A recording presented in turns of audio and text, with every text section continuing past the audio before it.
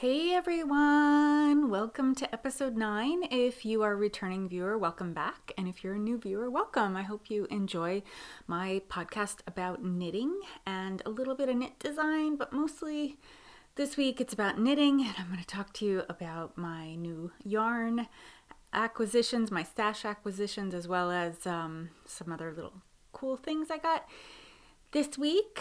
And my name is Shannon Bellum. You can find me on the interweb mostly as Bellum Make. I am on Instagram as Bellum Make. I will put it on the screen here, and I am also on Ravelry as Bellum Make.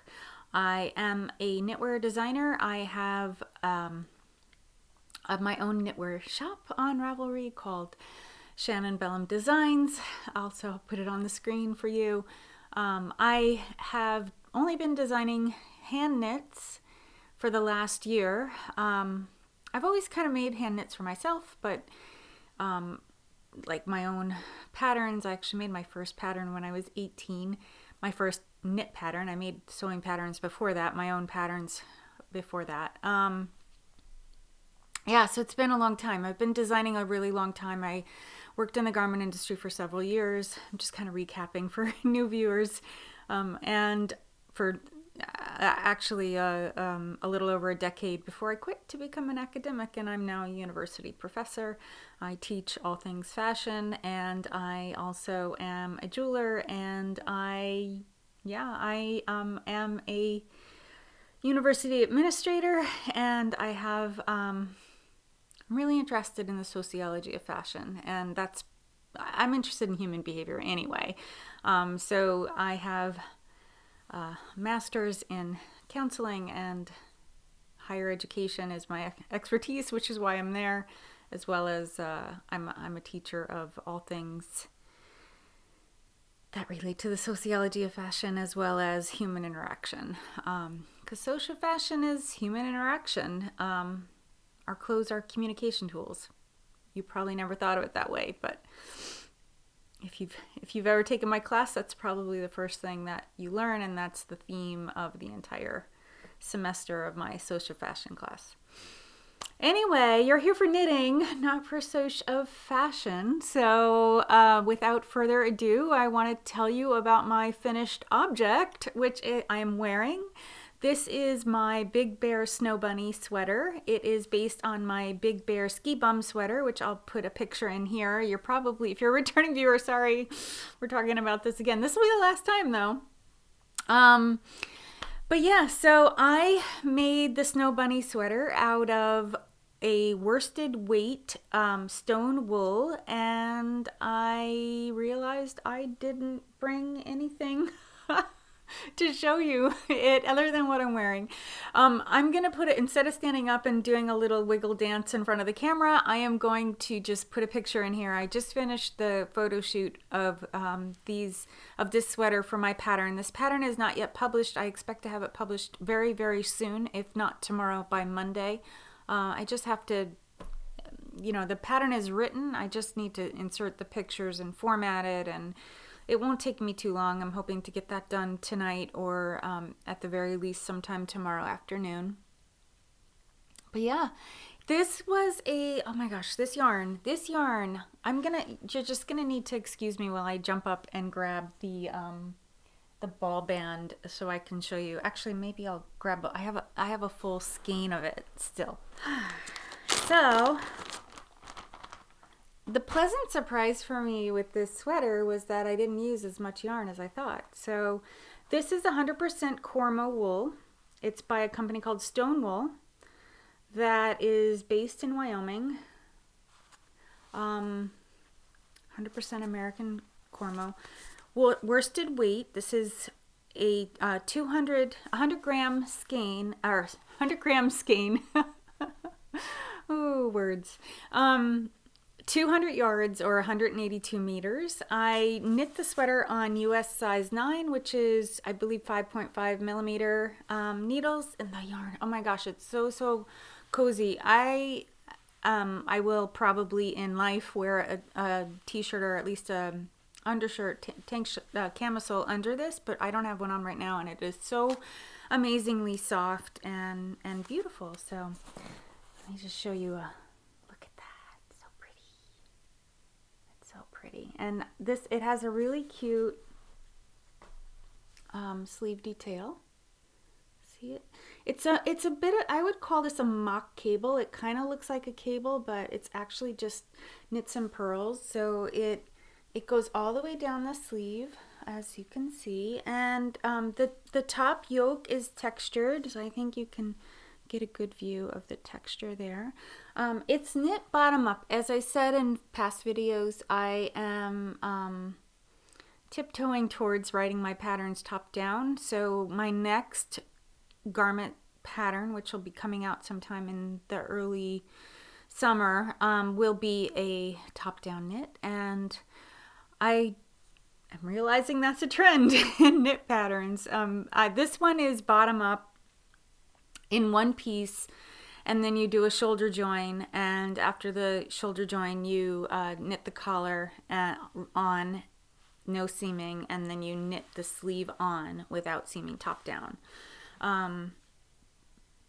Yeah, what else can I tell you about it? It's really nice. I think it's an easy knit. If you're new to garment making, it would probably be fine. You'd probably be fine if you can knit and purl and do a little bit of binding off and decreasing and increasing, because you'll be slowly increasing for the cap. But I give you really what I think are straightforward step-by-step instructions on it, and I'm also here to support you. So if you are struggling with something that I've asked you or I've written that you should do, reach out to me, let me know. But yeah, super excited that this is done. We actually had here in northern New Jersey, I keep forgetting to say where I am, just outside of New York City, I shouldn't say very commutable, but commutable to New York, to New York City. We had a pretty serious snowstorm this week, and we had, I would say, somewhere between 8 and 10 inches. There's still, like, our neighbors don't have power. There were a lot of downed trees and downed tree branches. Luckily, we didn't lose power. It's always a fear. Yeah, so anyway, my university closed. It is our spring break this week, but we closed, and I do report to work even on vacations. I'm a 12-month employee, which means I work year round. I do have a very generous vacation package, but that's an aside. But it was really nice to have a couple days off. We had some snow days where we were asked to stay home just so that the campus and the surrounding town could clean up and get power back on grid and stuff. So anyway, I got a whole bunch of extra knitting time, so I finished this on the first snow day, and I got very close to finishing this, my second almost finished object, on the second snow day. So this is a test knit for Blacker Yarns.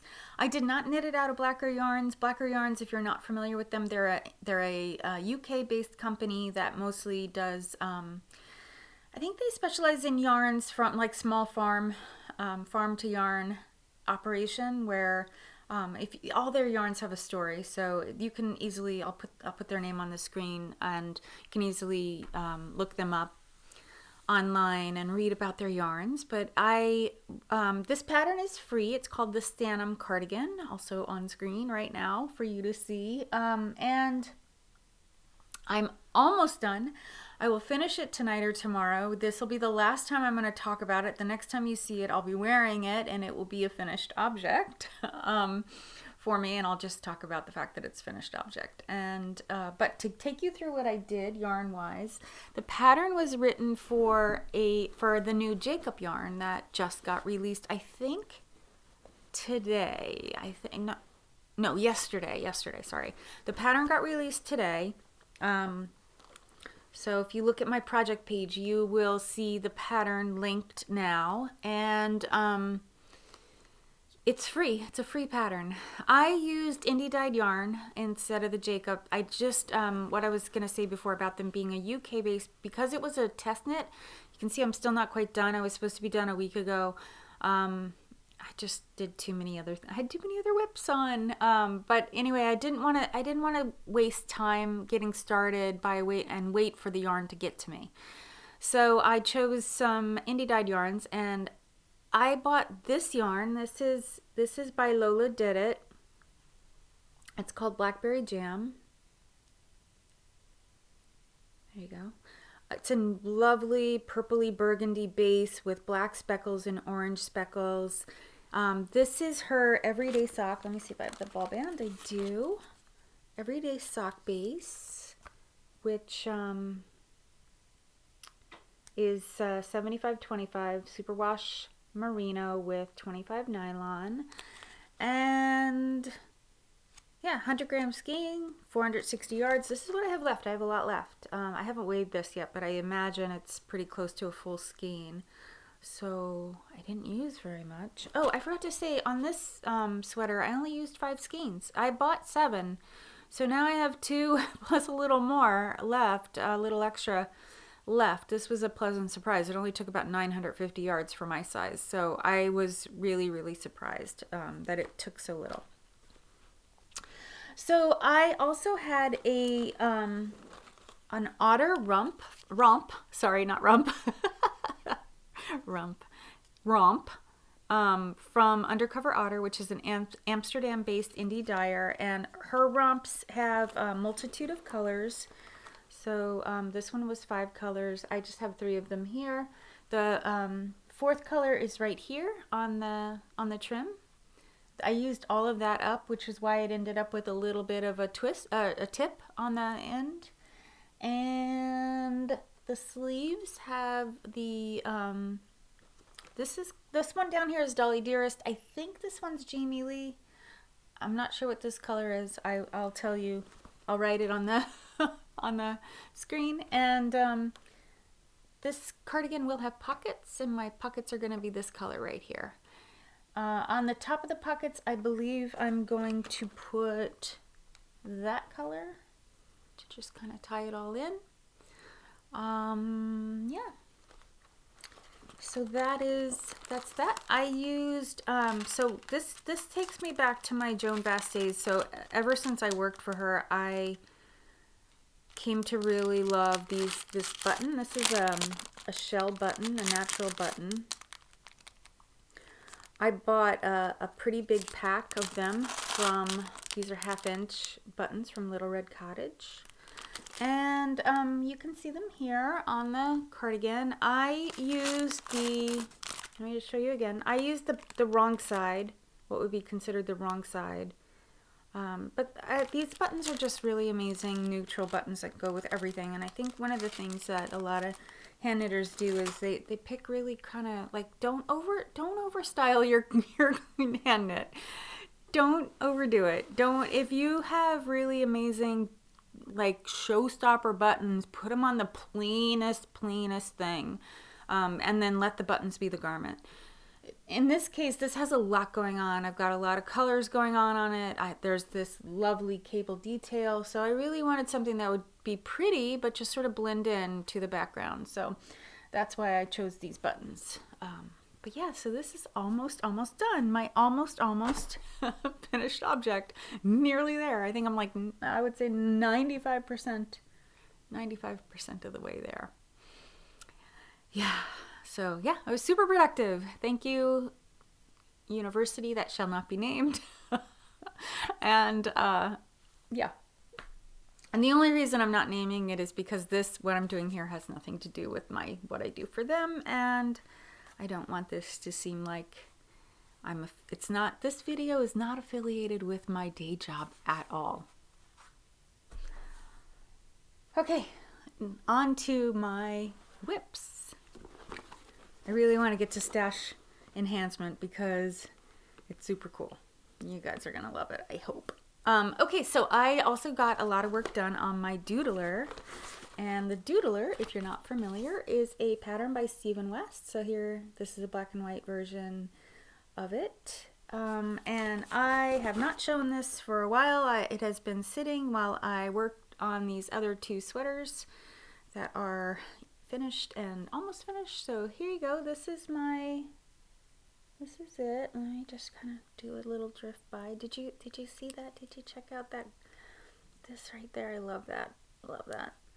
I am almost done with this section. This is a bunch of repeating wedges that gradually get bigger, as you can see. I am on the 15th wedge. I'm almost done with it actually. I use this little marker here. What you do is you knit down a certain distance, and then you turn around and go back. So I just keep moving the marker. It's short rows.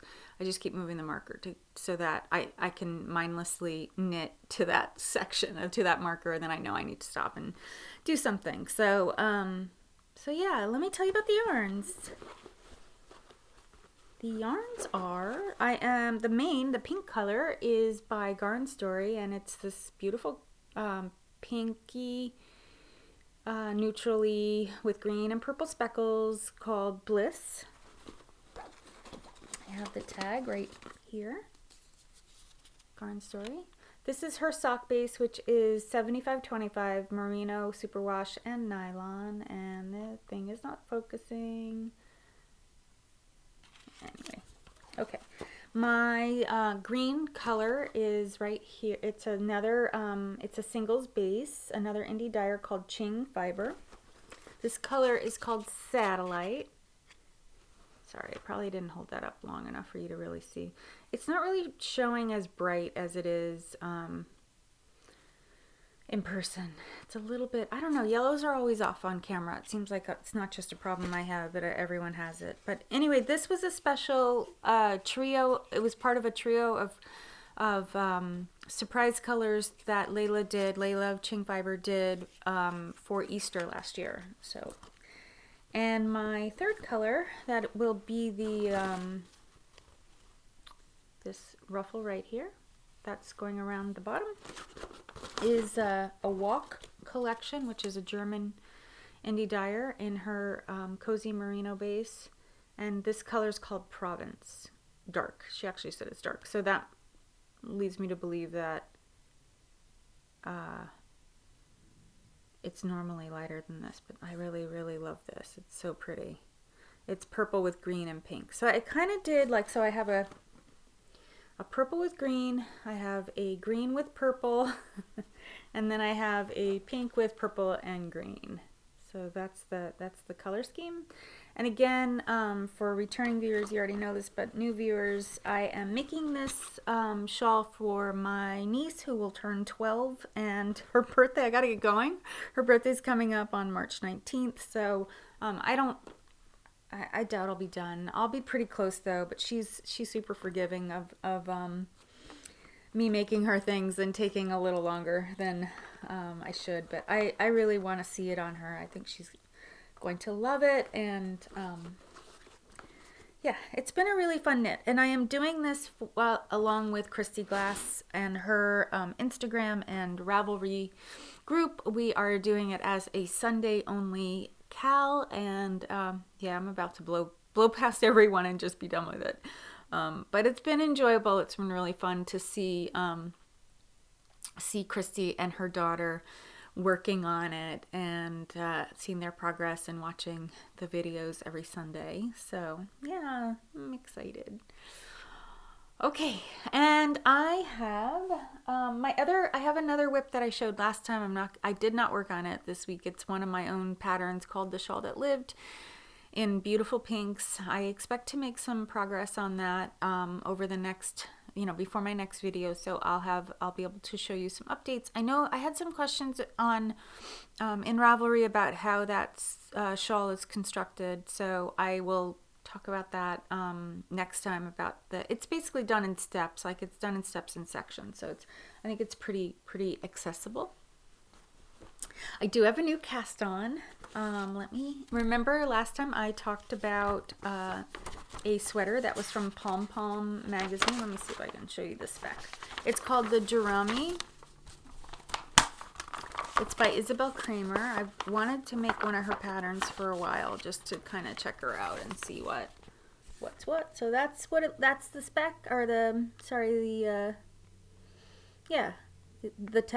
tech sketch of it. I'll put a picture of how it looked in the magazine here, so you could see it. But so it has a pink yoke, black triangular little, like, not I think it's not 8, 9, or 12 row color work section, and then the body. So I realized, like, after I got this off the needles and this is pretty much done, I don't have any more mindless knitting. So I cast this on so that I could have some more mindless knitting. And let me show you my yarn choices. I'm so excited about these. I do have a little bit done, so let me show you. Yeah, okay, there we go. So this color is by Lavender Loon Company. She's an indie dyer. I think she's in Colorado, or somewhere out west. Beautiful, like black plum color, I would say, with teal green flecks. This is what you're looking at right here is the neck. So that this part will fold down and get stitched down, and then I've that's the neck. And then yeah, and then I'm working away on the yoke. I just finished the short rows for the back neck, and so you can see how much bigger the back is. Yeah, and I'm getting ready to do the increases, some more increases for the yoke.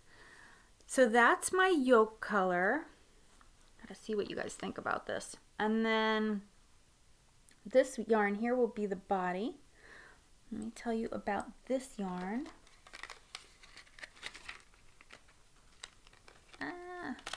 Tangly needle.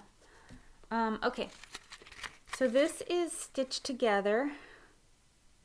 It's a yarn dyer it's actually a store, but they have a yarn dyer. I'm not sure. I don't know the whole relationship between the dyer. The dyer might own the store. I'm not really sure.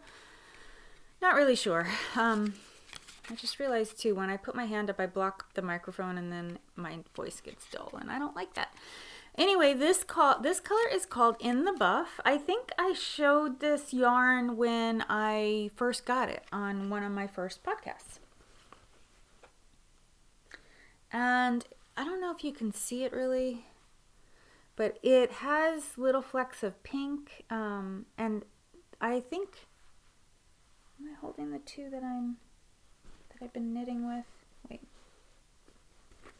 One of the three is a whole lot less speckly than the other two. Yeah, this is one that this is the less speckly one, which happens with indie dye. It's not a criticism, it's just sort of it's an observation.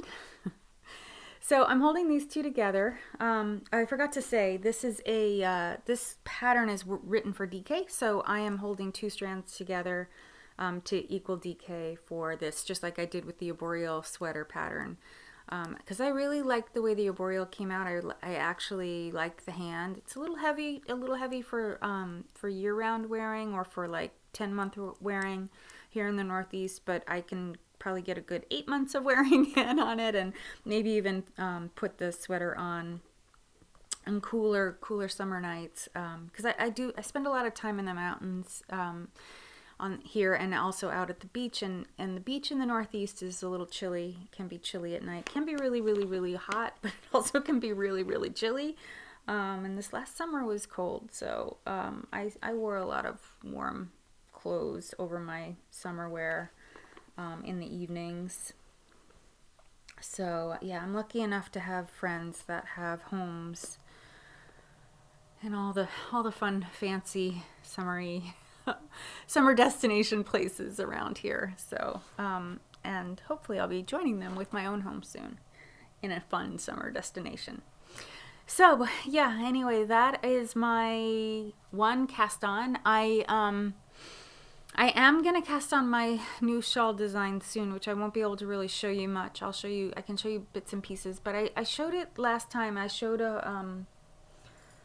I think I'm going to rework the colors with it, with my shawl design. As I had talked to you about, a lot of it will be this charcoal gray color, and then I'm planning to add this green, whoops. Planning to add this green, which is way brighter than what you're seeing on screen. And then I was going to do a gradient, but I don't really know if I want to do a gradient anymore. And I don't know. I only have knitted one. I've looked at many gradients. And I did gradients. I've done gradients in my past as a designer for regular knitwear. I'm really having a lot of trouble with needles today. So I was planning to do like this. I was planning to do a gradient style shawl, but I don't think I will. I think I'm going to rethink the colors. I still really want to use this green. And of course I'm using the charcoal for sure.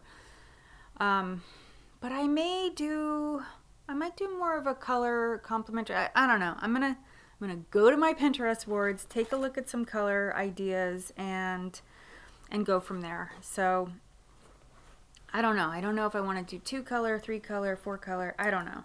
Gotta figure it out. Gotta think about it. I definitely want to use singles for this shawl. I think singles drape really beautifully for shawl designs and are really perfect for shawl designs. And I have a lot of single space, and I just want to kind of crank through it. I'll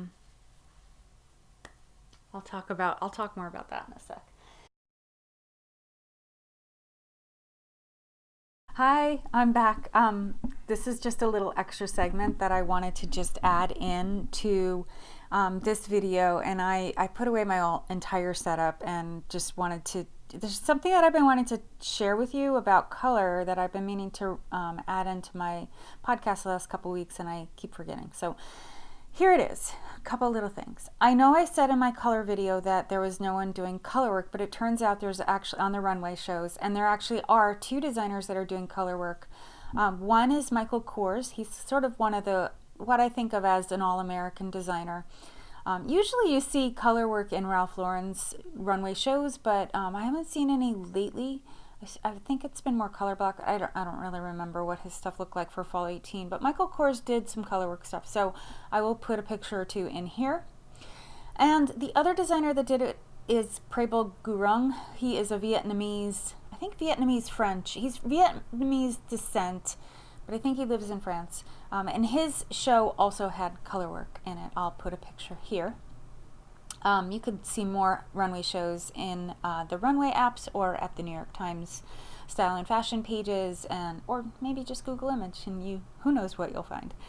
Yeah, so that was one thing I wanted to tell you about color. The other thing that I wanted to just point out about color, because I just talked about changing my shawl design from a gradient to a not gradient, and I don't know if that disappointed you or not, and I'm not positive what I'm going to do. I may end up with a gradient, but I'm sort of feeling like, man, the enthusiasm for gradients seems to be waning. But if you happen to be someone who's very enthusiastic about gradients, do a gradient in, do a gradient in the shades of blue. Because blue gradients, ombres, blue ombre, blue fade, whatever you want to call that effect on fabric, because if you're going from light to dark, that's an effect, a fabric effect. Do a blue one, because blue ones stick around long after other ones go away, and they're usually the first ones that we'll see again. But anyway, that's my advice. Blue and maybe pink gradients might be the second one to do. But anyway, those are my thoughts there. Just sticking again with color, I just wanted to tell you too, I don't know if you remember from my color video, but remember, I'm going to put a picture in right here of a Dior dress that was on the runway. I think it was for spring, but it's gold, pink, and blue.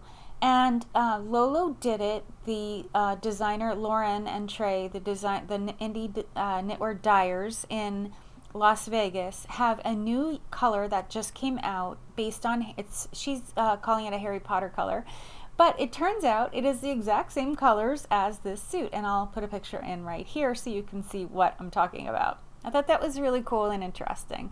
The other thing that happened in indie dyer world color wise is Amy, I think her last name is Green, Amy Edwards Green of Stranded Dye Works, has a new color that she released this week. I think it was yesterday, and she's calling it House Red, but it's actually a color that reminded me of The magenta colors that have been shown on the runway, they have a pretty big presence. I wouldn't say that they're omnipresent, but it's got a pretty big presence. I think it's an upcoming color that has been in trend on trend boards and on the runway somewhat. We'll probably see more of it in the coming years. So I thought that was pretty exciting too. So I'll show you a picture of both what I'm talking about trend board wise as well as Amy's color here.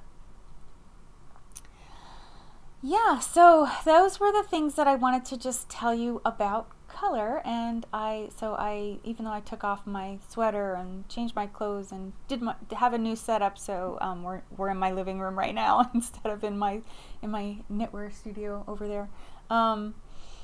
Just wanted to let you know that.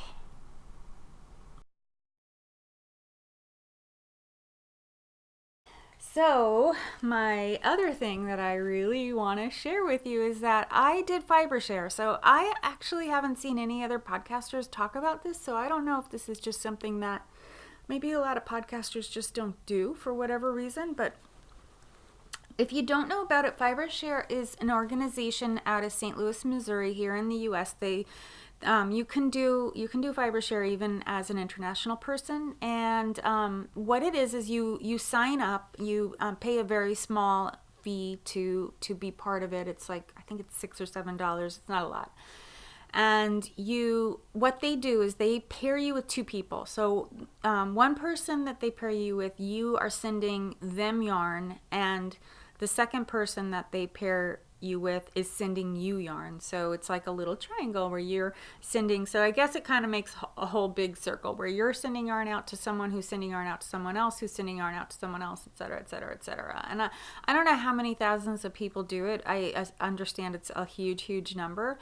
But basically what you do when you sign up for Fibre Share, you fill out a profile about yourself, and then that profile is shared with the person who's gifting you yarn, and they then take whatever it was. Like, there's always different questions, like what kind of music do you like, or I don't know, questions that are more like kind of lifestyle questions, so that then you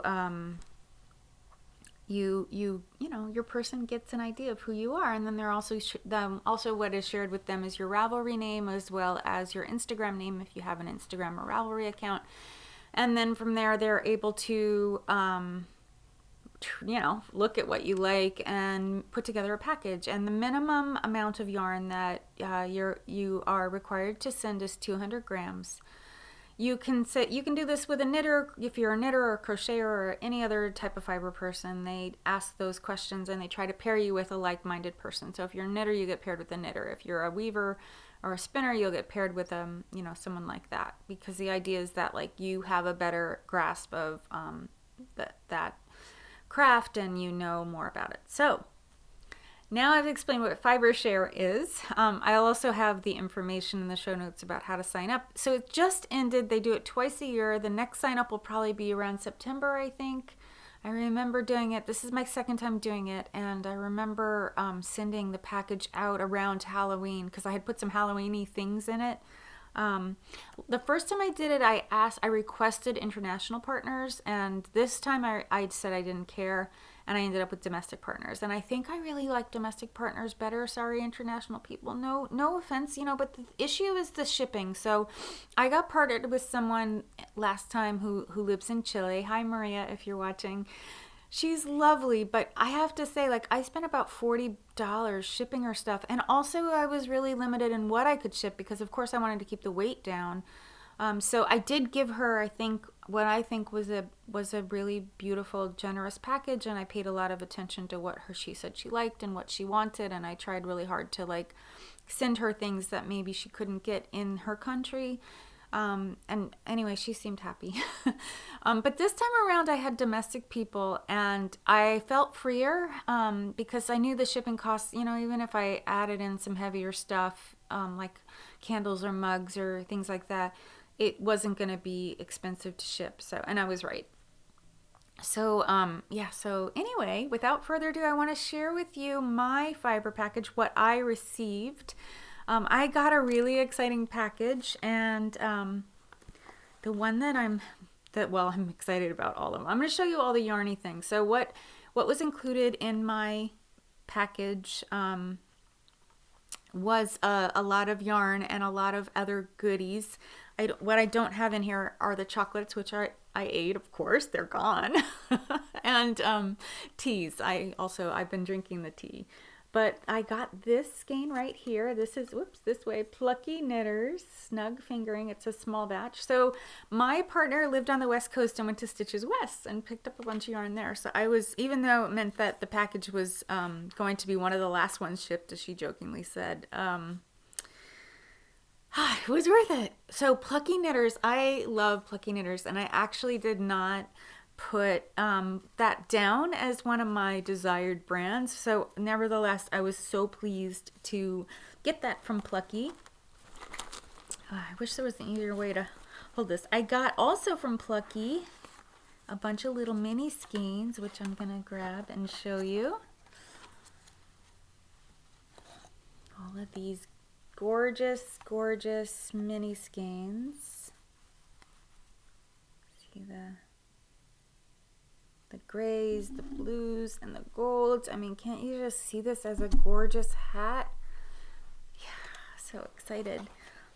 I also got, speaking of hats, and I've been like dying to show you this stuff so that I could actually knit this into, start knitting this into a hat, because hats are just such nice, quick, easy, satisfying things to make. So this is Nutmeg Fibres. It is the Cabin Mini package, and just some beautiful, can't you see those as some sort of hat? These are bulky weight, 70% alpaca, 30% merino.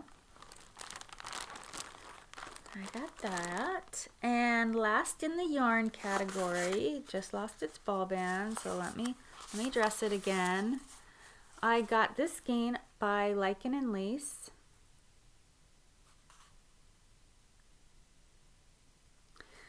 And it is pressed flowers, 100% superwash merino, 100 grams skein. And the Plucky Knitter doesn't have a content on it, but it feels like wool.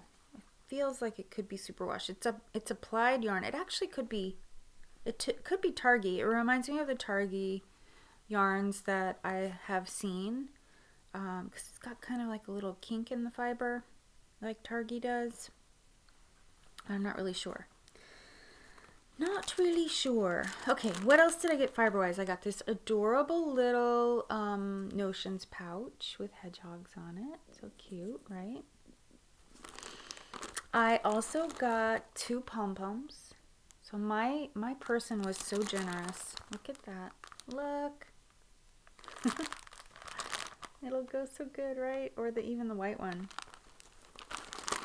I got some really cute stitch markers, like hex-shaped stitch markers. I got this really adorable pin that says, hopefully you can see it. Let me get it up close to you. Nevertheless, She Knitted by Nerdbird Makery.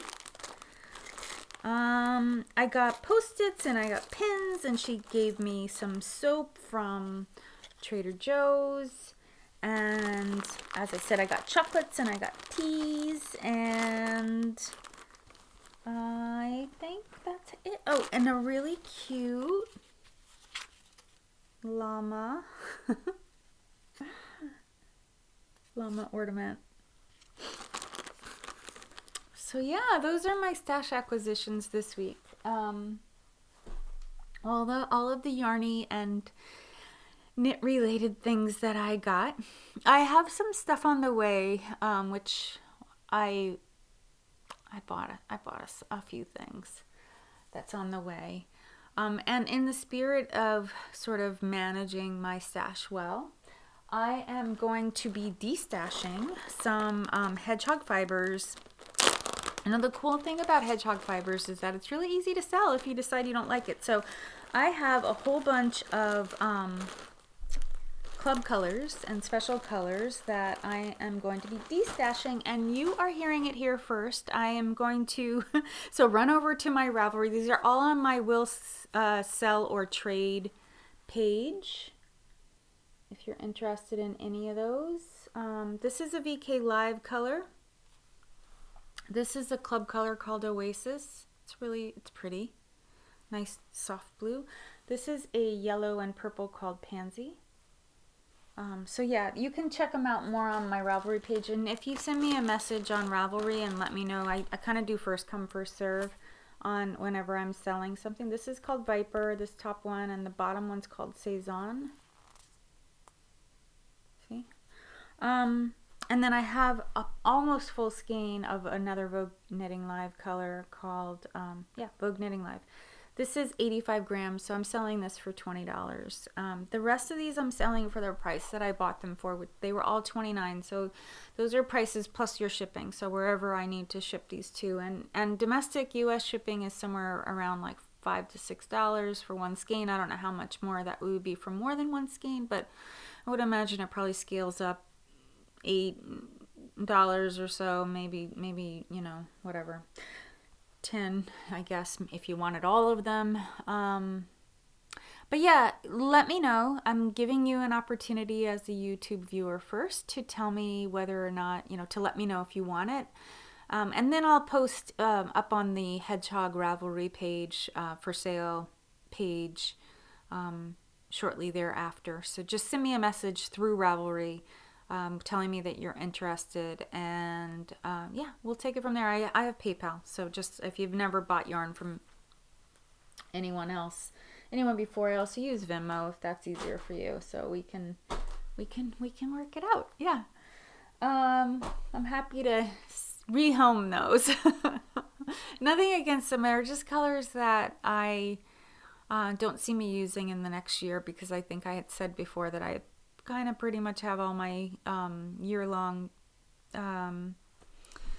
designs figured out, and I kind of think of singles. This is just my thoughts on singles. I think I said this in the yarn video if you watch that. I think of the singles as very drapey and shawl-like, and I'm trying not to use them for garments, so except where I'm desperate for that color. But I have a lot of colors that are similar to these, so that's why I'm willing to let those go. I think that's it. I don't know if I have anything else to share with you. I hope you have a wonderful weekend, what's left of it, and enjoy your week. I am not sure I'm going to do an update video next week. It just depends. I have some travel plans that if they solidify, I will, if I do an update video, it'll maybe be a week from Monday instead of on the weekend. It just depends on how, you know, what I'm doing exactly and stuff like that. But the second week, 2 weeks from now, I will definitely be able to make a video though. So, but anyway, thank you so much for watching. Please remember to hit subscribe. It really helps me grow, and the like button as well. I still have a very small channel, and I don't mind it being small. I plan to continue doing this as long as I find it enjoyable and people are enjoying the content. Yeah, so thanks for watching. Bye.